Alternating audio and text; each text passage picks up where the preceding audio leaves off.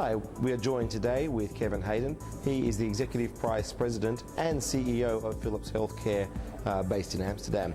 He's come out here to Asia to the 3rd annual Philips Symposium on Healthcare and talking about some of the interesting new business models that Philips is using with healthcare groups to provide healthcare services. Both along the lines of managed healthcare services, pay-per-use and various different models, and there's a lot of interest in the region among operators of healthcare groups in how they can get the balance right between customer demand and obviously financing for that. So Kevin, welcome very much this morning. Kevin, tell us about Philips in healthcare in the world.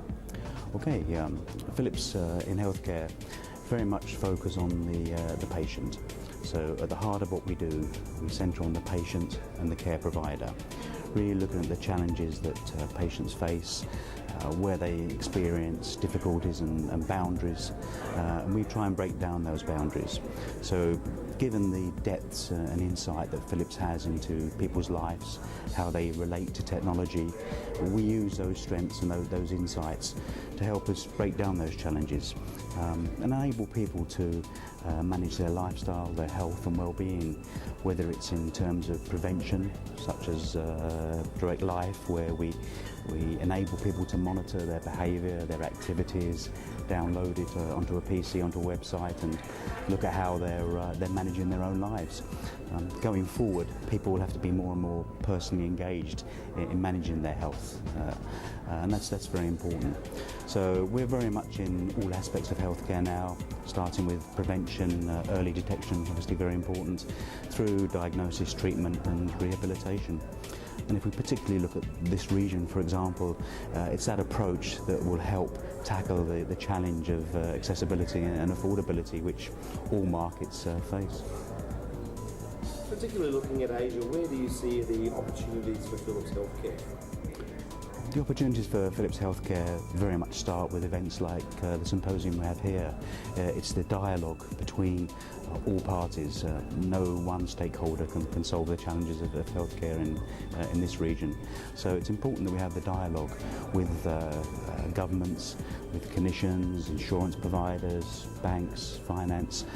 We really need to understand the challenges in each market, such as Indonesia, and how we can work together to help deliver accessible and affordable health for the people in this basic right, shall we say, for people in the region. Well, of course, a lot of countries like Indonesia are looking at putting in a universal healthcare system, but the challenges remain on funding. There's no easy answers. No, there's no easy answer, and no country has it right. So whether it's a mature market spending a very significant percentage of GDP, or whether it's an emerging market, they all face the challenge that people are living longer, that more and more chronic disease occurs, and managing that cost. And that's why for Philips we see it starting very much in the area of prevention and early detection. The sooner you can detect disease and treat a disease, you dramatically reduce the cost.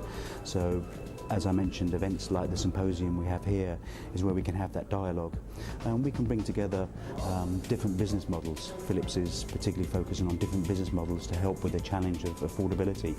So we can work together in terms of looking at patient volumes and building a business plan based on sort of managing those risks. Yeah, let's talk about the different business models, because obviously the cost of setting up new hospitals, which is what's happening a lot, is very expensive. So can you talk some of the business plans that you've done with some customers? Yes, we've done various scenarios, and it's very important to address the specific needs of a specific country or even a specific region within the country.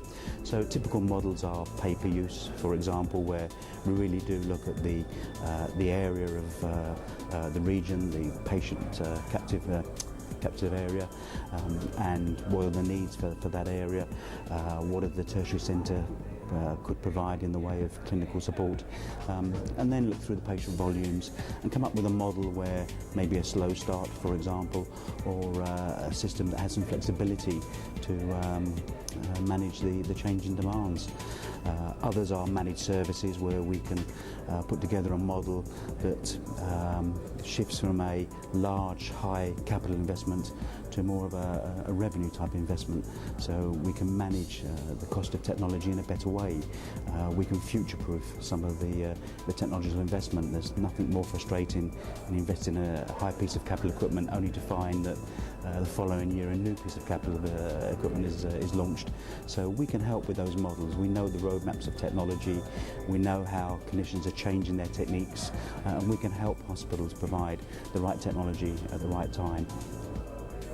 And what are you finding is the take-up in Asia? Hospitals here still want the lowest price to buy the equipment?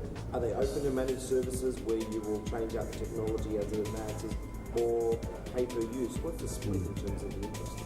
The interest is in both models at the moment, and I have to say we've had a very positive reception to different funding techniques, different management techniques.